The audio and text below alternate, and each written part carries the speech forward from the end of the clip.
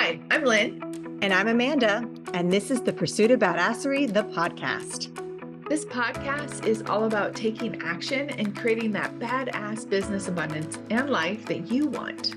Where we share stories, laughs, wins, and epic fails to show you the whole picture of the entrepreneurial journey. It's not just unicorns and rainbows, people. Jump on and follow us through this raw and witty roller coaster, where we get down and dirty and go behind the scenes of life and entrepreneurship. Get on it, get over it, and get after it.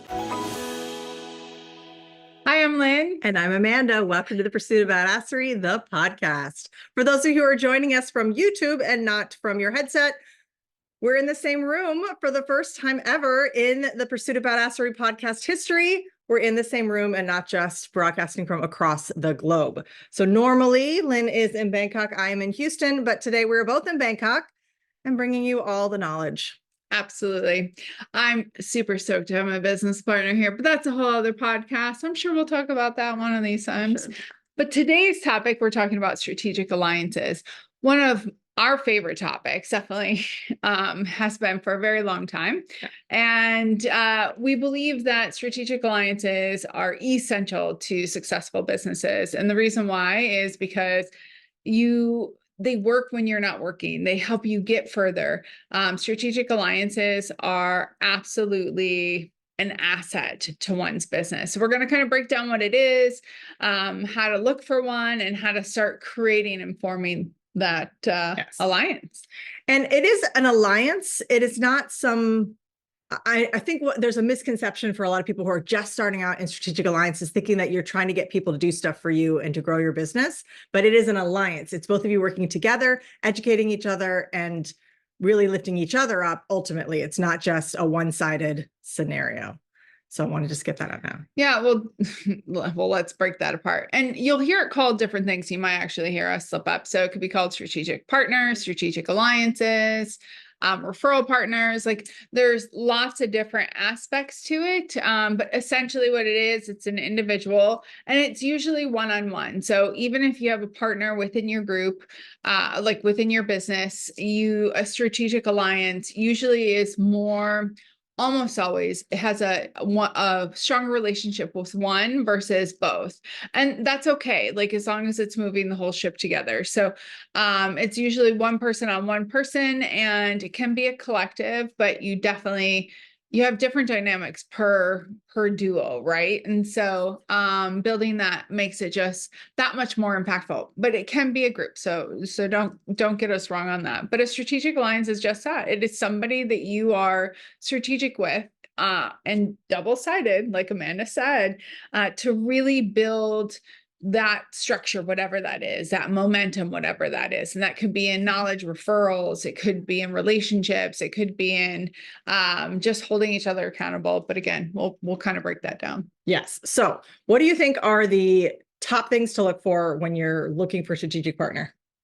Oh, well, I feel like they need to align somewhat. So it needs to be somebody that you like, somebody that you can actually get along with, that you align a little bit on values. It doesn't have to be a direct link, but you definitely want an alignment, because if there's conflict, then you're not going to be able to move that far. You want them to be referable or liked by your community, or at least respected. If they're not known, that's okay. That's, I just don't want them to not be liked or not be a good fit. They should have, if they are a referral source, they should have their hands in your prospect pool or your target pool, which is really important, of prospects and ideal clients. And they just need to be willing to make the time. There's so many different things. And again, it could be resources, it could be time, it could even strategic alliances. Sometimes they're financial, but it's somebody who's willing to make the time that you guys can move each other forward. So, and you talked about having that being in the same prospect pool. And I think that's a really important one to refocus on it for a second, because a strategic alliance can be somebody in your same industry, yes, or in an adjacent industry. So I'll give an example. Lynn, you had an insurance company for a long time. You did security. I don't know what I just said. That's all right, because that was my strategic alliance. I know. It's what, I knew what I was saying in my head and then it came out the other way. Yeah. However, you both have the same types of clients, but you're not directly the same business. Conversely, you had another strategic alliance that was in the same industry, if I'm correct, where absolutely. you had slightly separate emphasis, like, so your focus was a little bit different. So wireless versus a wired in service. So you had some of the same people, so you could refer to one another and have a little bit more strategy in that. So it doesn't necessarily have to be a direct competitor, or it can be, but the point is that you're aligning on values to at least some extent where you're not directly against each other, and you have some of those same clients. So to give an easy example of that would be a real estate agent might have strategic alliances with a landscaping company or a pool company or an electric company or a plumber, like, just because their clients are all going to be using those same people. And so you can form alliances based on values and based on your client base.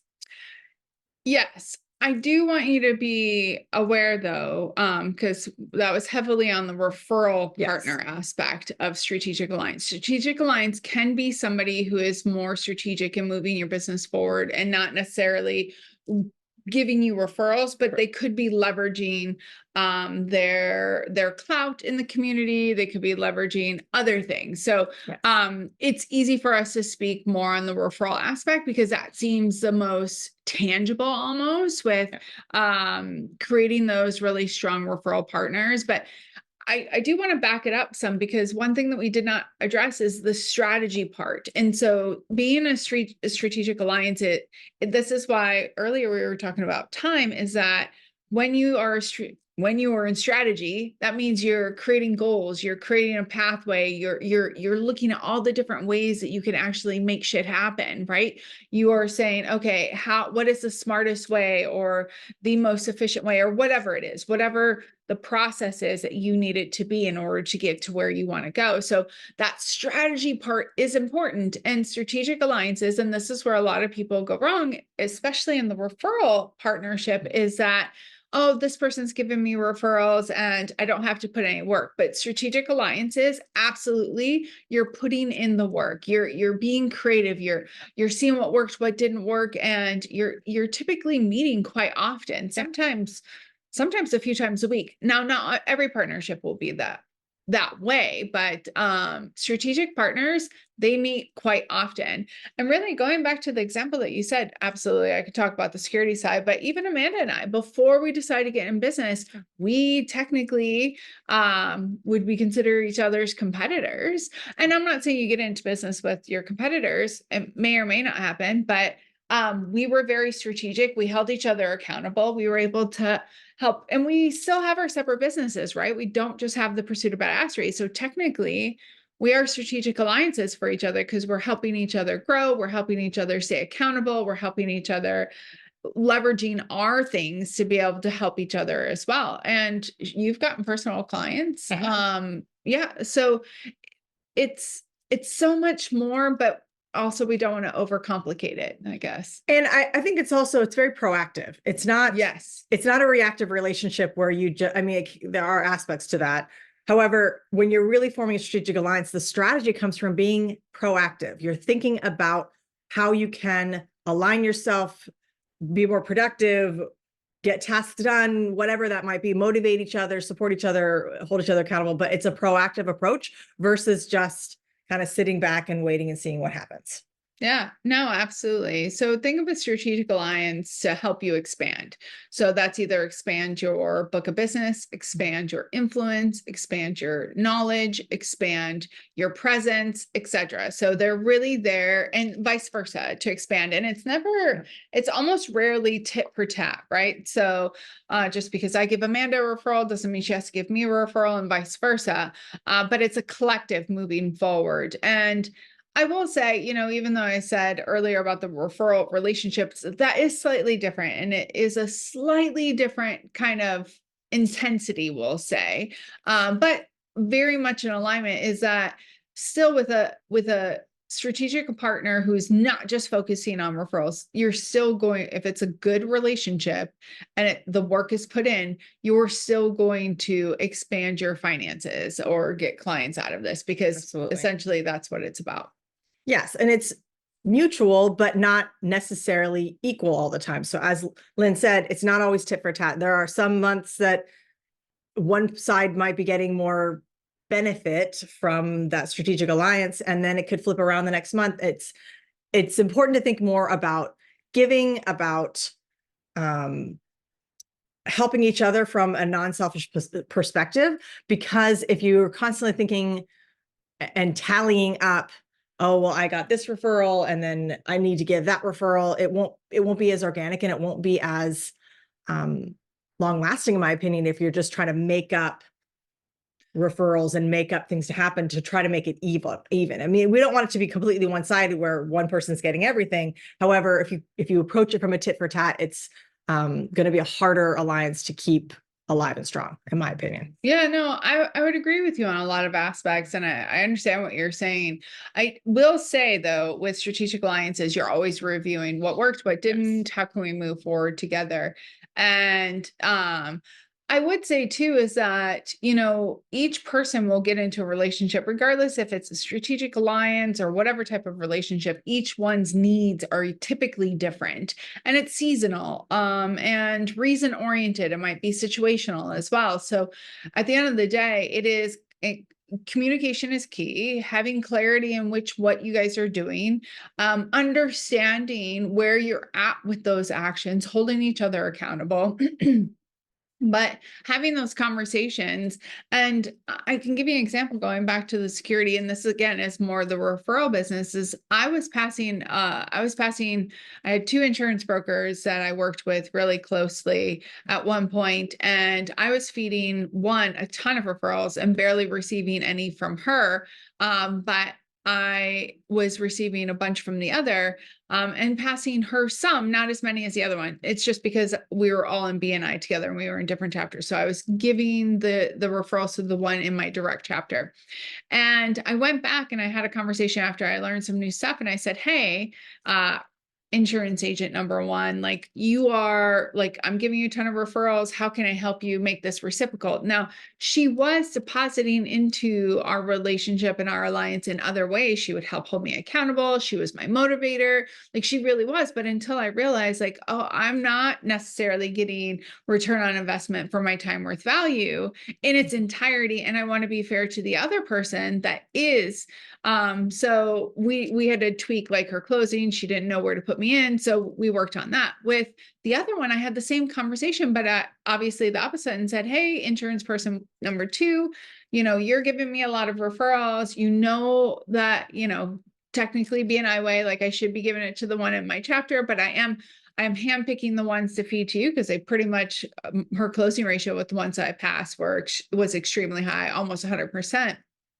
And but how can I give back to you? Because I want to make sure that I am rewarding this, and that we actually weren't as strategic, if you would. We were more referral relationship. So I fed her bottles of wine instead. So like it's you having these conversations and understanding where each other's needs are, where the direction you're going, and how you guys are getting there, and how you can support one another in a consistent, constant you know, continuing way, I think is like the most important. Yeah, support and educate, because absolutely you have to, in order to be strategic, you have to know about each other's businesses. You have to know what worked, what didn't.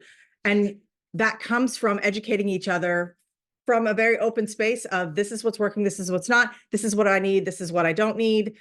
And not in a bad way. I mean, we have to be clear, and it's part of our target market and part of understanding each other's businesses. And it will exponentially change how your strategic alliance works if you're constantly tweaking and figuring out what about that relationship is working or not. Yeah, absolutely. You don't need a ton, and they're all going to be kind of different, but you should always be nurturing the close relationships that you have, because some can fall off really quickly. Things can change. Dynamics can change. They might not have the time, or they feel that it's one-sided. Sometimes relationships, like they kind of grow apart, and that's okay. So we definitely would suggest, obviously, again, strategic alliances can definitely sit more in the referral department in a various of degrees. But it is so much more. And I mean, the key points is it is called a strategic alliance. So that means that there's two of you in it. Both of you are working towards it in a strategic way. That means strategies, actions, accountability, communication, transparency. And I would also say, like, I know we said accountability, but accountability is huge, and like forward moving, that proactiveness. So 100%.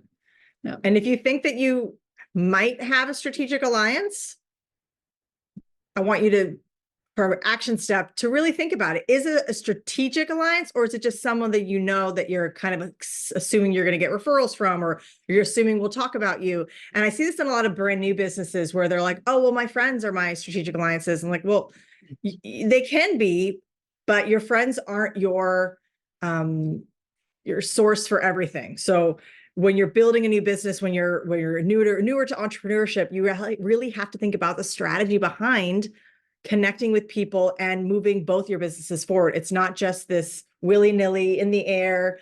If I wish it, it will come, and everybody's going to talk about my business because they're my friends and they know me.